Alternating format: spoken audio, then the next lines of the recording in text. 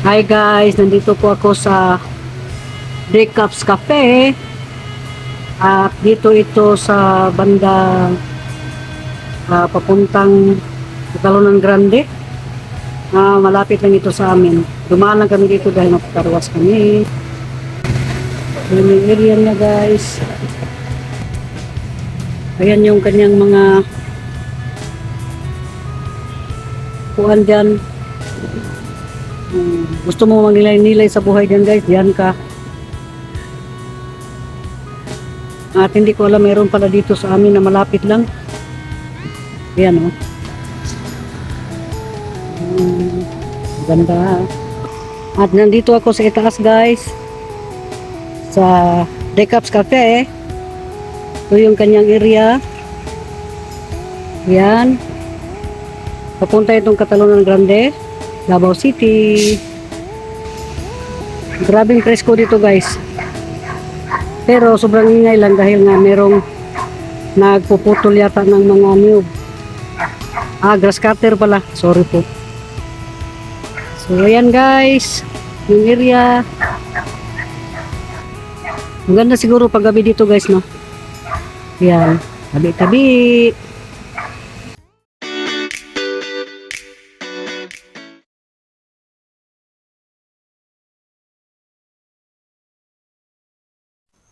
So ayan guys, balik tayo dito sa lugar kung saan noon lagi akong pumupunta. At nandito tayo sa Phase 9B. Pupunta tayo ng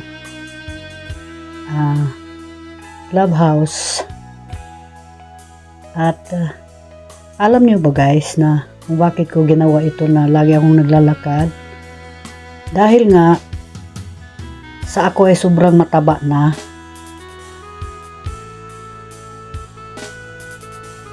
At dito gusto ko talaga maglalakad dahil kakaunti lang ang dadaan dito banda.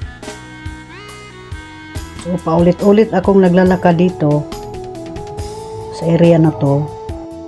Ayan, may nakasalubong pa ako na kagaya ko din nag-exercise. At thank you talaga sa mga tao na laging nakasilip lang dyan, nagtsatsaga sa aking munting video. At dito sa amin sa Davao ngayon is laging umuulan. Habang naglalakad ako, maambon. At walang aso. Nagtatago yung mga aso guys dahil nga umuulan. At lagi ko talagang sinisikap na ulan guys. Ayan, may nasalubong pa akong aso. Akala ko may tali, yun pala wala. Medyo na ako. Alam nyo na natatakot ako. So ayan guys, papunta na tayo sa area.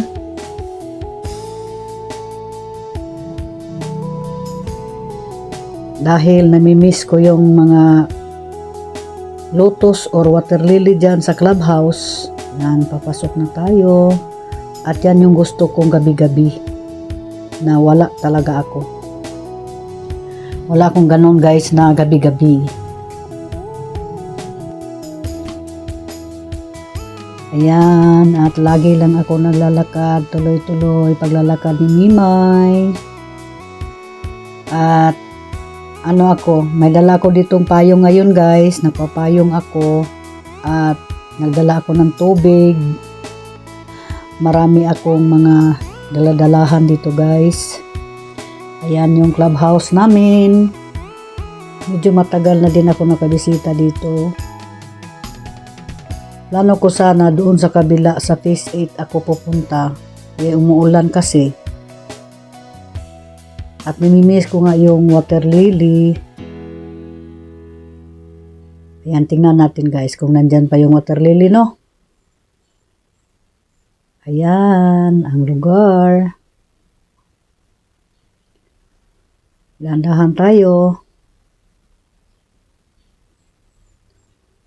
Ayan yung area. Ayan. Wala na pala guys. Nilinis na yung ano dyan, yung kanilang pond. Ayan oh, nilinis na. Siguro magtanim sila ulit. Wala na guys. Wala na tayo makita na water lily.